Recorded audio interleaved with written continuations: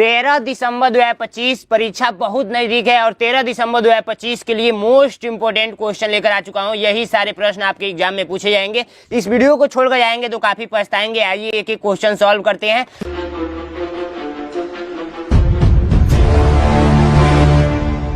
First question कह रहा है कि 6 के प्रथम 5 गुणजों के योग से आने वाली संख्या के दहाई तथा इकाई के स्थानों पर आए अंकों का अंतर बता दीजिए। कहने का मतलब ये है ना कि 6 जो है इसका क्या कीजिए, 6 जो है इसका 5 तक इसका गुणज पहले पढ़िए। तो 6 का 6, 6 दूनी 12, 6 त्रि 18, ठीक है, 6 चौको 24, 6 पचे 30, ये 24 है यहाँ पे, 6 पचे 30।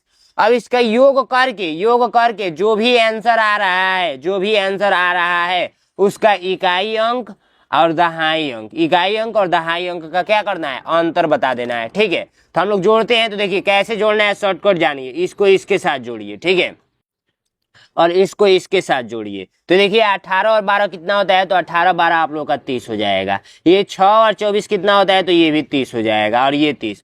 कुल मिला जुला कर 90 आया है। तो देखिए 90 हम लोग यहाँ पे लिख देते हैं। तो ये 90 में क्या हो जाएगा, 90 में ये इकाई अंक है और ये दहाई अंक है। दोनों का अंतर बताना है, तो बस यही करना था। 9 में से 0 घटाएंगे तो 9 आंसर आएगा। ठीक है, तो आंसर आप लोग का कौन सा हो जाएगा, डी नंबर। बस सिंपल सा था, आप लोग को समझ में आ गया होगा। 9 तथा 7 दोनों का एक उभयनिष्ठ गुणज संख्या ये है। ये 9 है, ठीक है, और ये 7 है।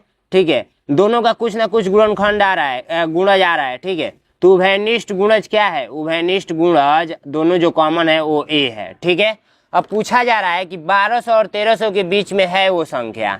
ये जो भी संख्या है ये वो 1200 और 1300 के बीच में है, 1200 और 1300 के बीच में है। ठीक है, यहाँ पे है वो संख्या।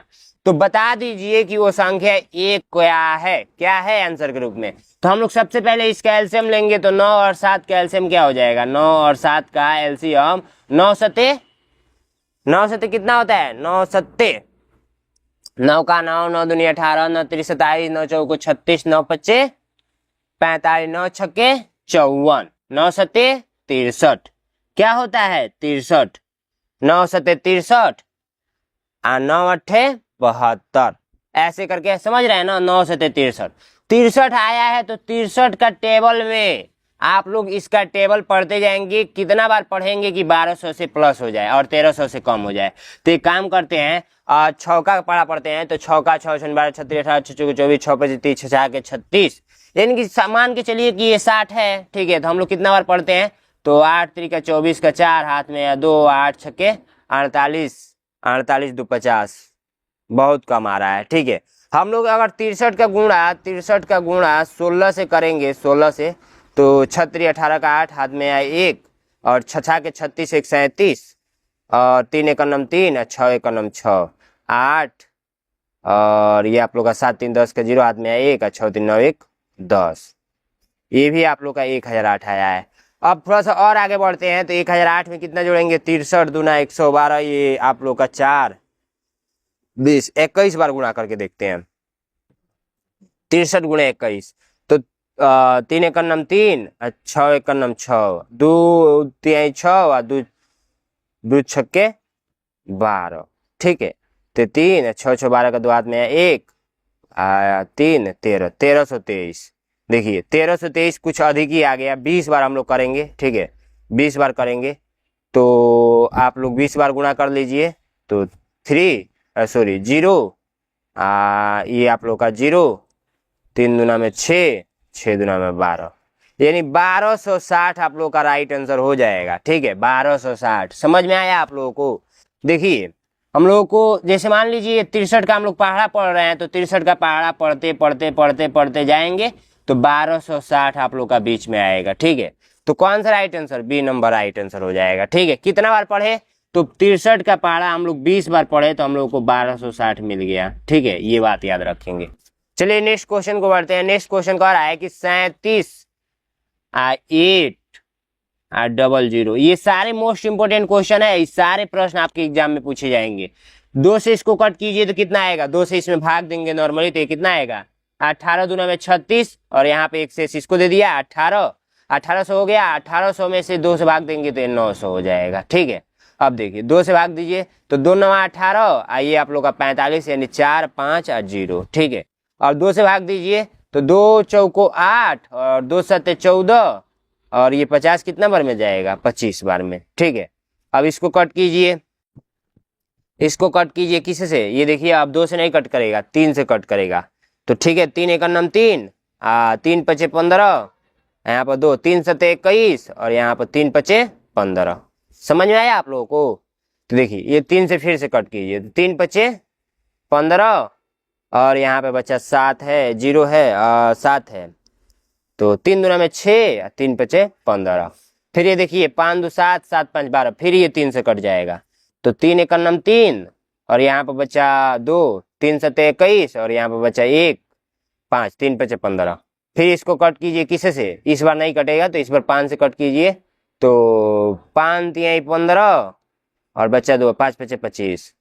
फिर इसको 5 से कट कीजिए, 5 सत्ते 35 और फिर 7 से कट कर दीजिए।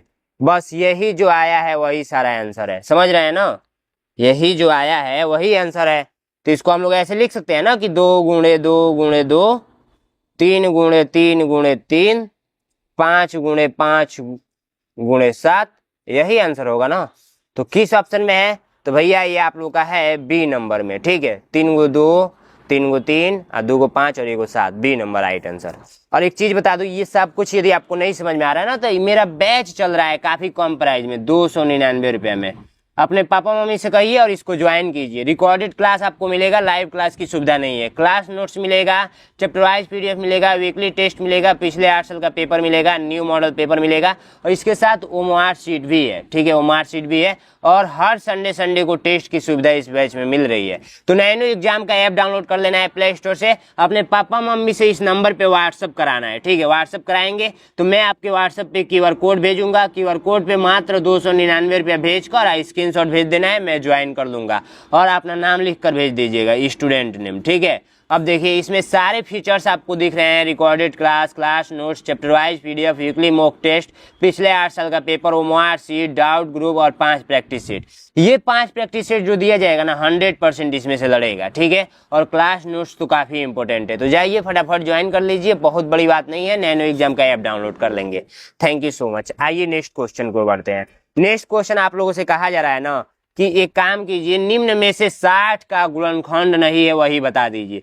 तो मैं देखिए गुणनखंड आप लोगों को निकालना मैंने सिखाया था, जैसे 6 का गुणनखंड निकालना है तो ये जिस संख्या से कटेगा वही इसका गुणनखंड होता है। तो 1 से हर एक संख्या में भाग लग जाता है, 2 से भाग लगाएंगे तो लग जाएगा, 3 से भाग लगाएंगे 6 में तो लग जाएगा और 6 से भाग लगाएंगे तो लग जाएगा।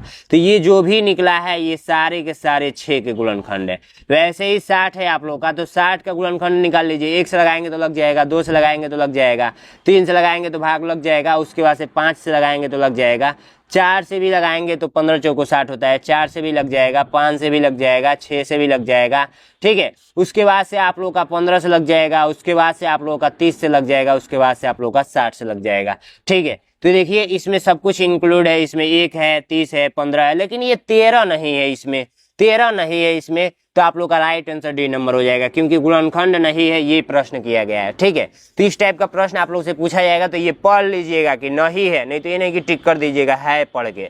बहुत सारे क्वेश्चन में ये बच्चे नहीं पढ़ते हैं, ठीक है, तो पढ़ लीजिएगा। एक अभाज्य संख्या कितने गुणनखंड होते हैं? तो जब मैंने अभाज्य संख्या पढ़ाया था आप लोगों का, तो अभाज्य संख्या किसको बोलते हैं? तो अभाज्य संख्या प्राइम नंबर को बोलते हैं। तो ये संख्याएं होती हैं जिसमें जो एक और स्वयं से कटती हैं, ठीक है। और इसका एक और परिभाषा था कि जिसके गुणनखंड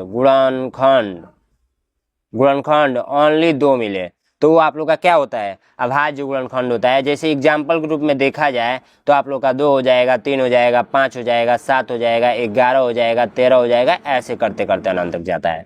एक चीज देखिए यहाँ पे, अगर मान लीजिए 2 का हम लोग गुणनखंड निकालें तो इसमें 1 से भाग लगेगा, 1 स्वयं से भाग लगेगा, 2 से भाग लगेगा। अगर 7 का निकालें तो 1 से भाग लगेगा और 1 7 से लगेगा, ठीक है। यानी किसी भी संख्या का हम लोग निकाल रहे हैं तो ओनली कितना गुणनखंड मिल रहा है? ओनली 2 मिल रहा है, ठीक है, 2 मिल रहा है। तो प्रश्न नहीं तो यही पूछा गया ना, बस थोड़ा सा माइंड लगाने की जरूरत था। तो 2 आप लोग का राइट आंसर हो जाएगा, सी नंबर। नेक्स्ट क्वेश्चन देखिए, निम्नलिखित में से अभाज्य गुणनखंड है। अभाज्य गुणनखंड, हमेशा एक बात ध्यान रखिएगा कि अभाज्य गुणनखंड वही कहलाएगा जो अभाज्य संख्या हो, जैसे अभाज्य संख्या 2 है, अभाज्य संख्या 3 है, अभाज्य संख्या 5 है, अभाज्य संख्या 7 है, 11 है, 13 है, 17 है, 19 है, ऐसे करते करते अनंत तक है। तो गुणनखंड में भी यही सब होना चाहिए, यही सब होना चाहिए। जैसे जो भी हो ये सारे के सारे अभाज्य संख्या ही होना चाहिए।